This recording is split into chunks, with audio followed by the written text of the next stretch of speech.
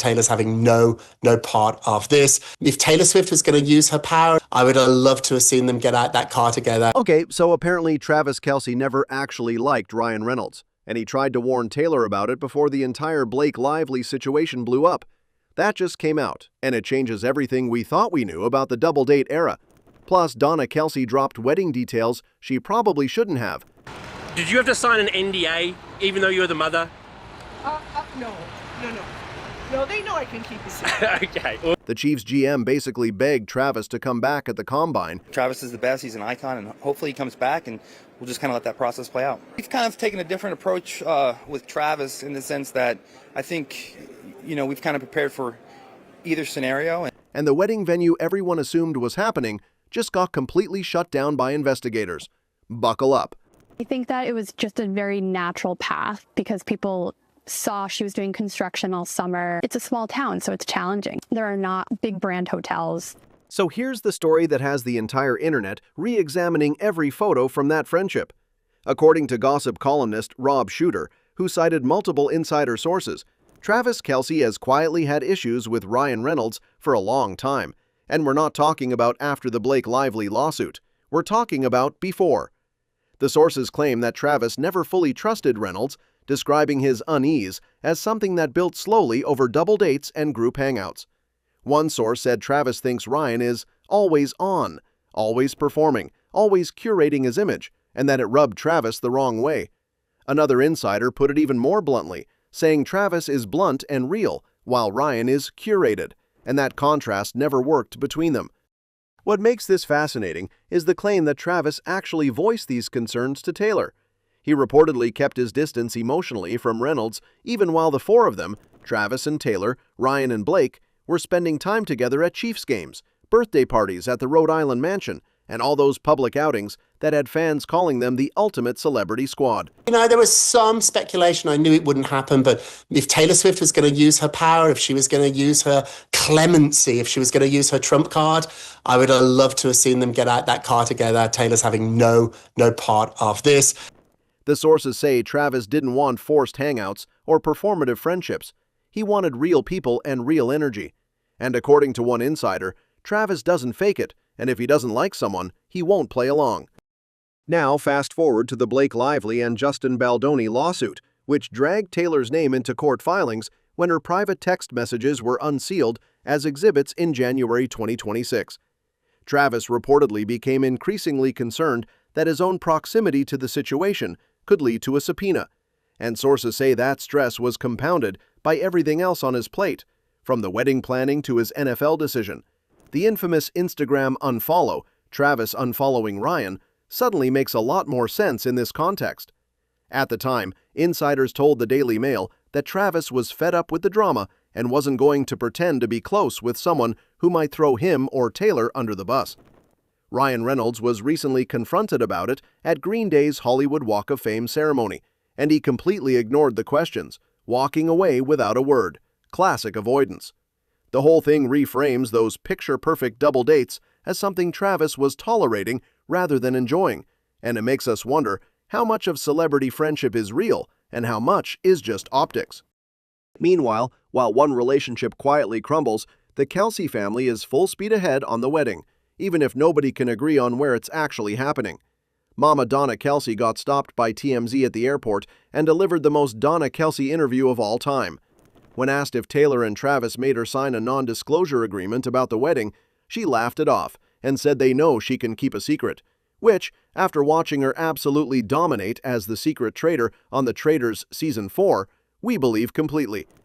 Did you have to sign an NDA, even though you're the mother?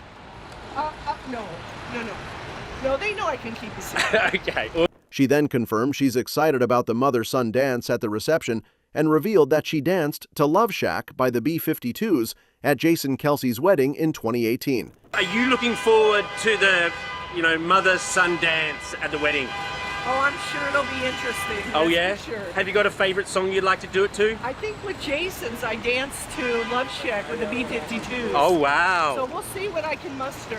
So now the entire internet is trying to guess what song she and Travis will pick. She also said she'll see what she can muster, which is the most adorable non-answer possible. But here's where the wedding talk gets messy.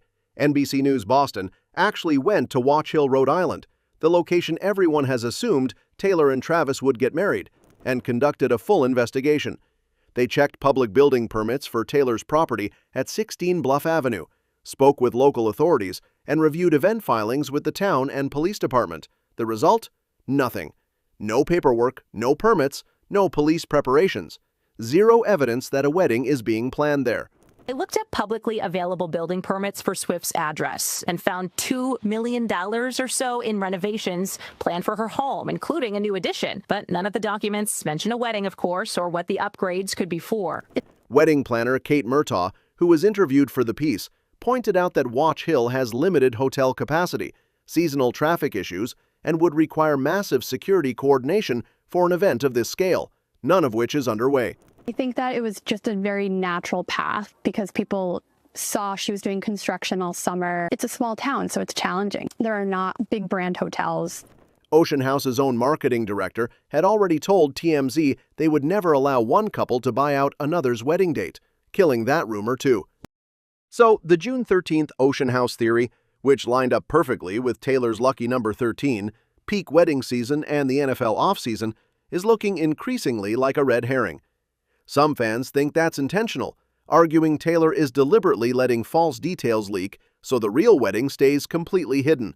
And honestly, when you combine that with Donna's confident, "they know I can keep a secret" energy, it feels like the Kelce Swift operation is running tighter than most government agencies.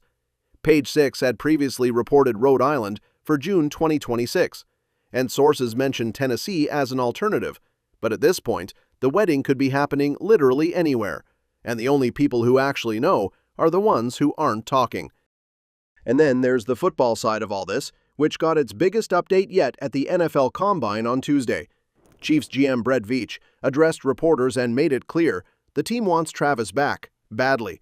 He said they've taken a different approach with Travis compared to a typical free agent situation, preparing for both scenarios, retirement and return, while maintaining positive dialogue with his representatives. Veach called Travis the best, called him an icon, and said he hopes he comes back. We've kind of taken a different approach with Travis in the sense that I think, we've kind of prepared for either scenario, and Coach had mentioned on Friday, he's had great dialogue with Travis on our end, myself, Crochet, Travis's crew. We've had some good dialogue there. Travis is the best, he's an icon, and hopefully he comes back, and we'll just kind of let that process play out. But he also acknowledged the reality of the situation. Travis isn't some 27-year-old hitting free agency for the first time. He's accomplished everything in football. He's about to get married, and he's got a lot going on. It's not your typical, hey, 27-year-old first time at free agency. I mean, Travis has done everything. He's accomplished everything. He's about to get married. He's got a lot going on. And so I don't think there's an element of us not trying to, you need some sort of deadline timeline, but at the same time, I mean, it's Travis Kelce, so we're going to just continue to have positive dialogue and see where this thing ends. But what's telling is the financial groundwork happening behind the scenes. The Chiefs have already restructured Patrick Mahomes' contract to free up over $43 million in cap space and cut defensive end Mike Dana to save another $9 million. NFL insider Tom Pelissero has reported that contract talks between Travis and the Chiefs are already underway and trending toward a return. A source told the AP that Travis will not test the open market. If he plays, it's Kansas City or retirement. Andy Reid has been in steady communication. No, there is communication, though. That's the main thing, Sam. And so I always go, I've said this before to you, just as long as there's communication, I'm good. That means people want to move forward. Eric Bieniemy is back as offensive coordinator, and Veach is publicly campaigning at the Combine podium. I just love the guy, and it's going to be awesome to see him back in the building. Can't wait to see him back in the building, man. He's one of my favorite coaches of all time. One of my favorite people of all time. I've had so many unbelievable, growing moments under him as a player, as a person. Every signal points toward a 14th season. So let's connect all of this, because it's actually one story when you step back. Travis Kelce is sitting at the center of every major decision in his life simultaneously. An NFL career that could end or extend any day. A wedding that nobody can locate. A friendship fallout with one of Hollywood's biggest power couples. A potential subpoena hanging over his head, and a front office publicly calling him an icon while quietly clearing cap space to bring him back. His mom is keeping secrets.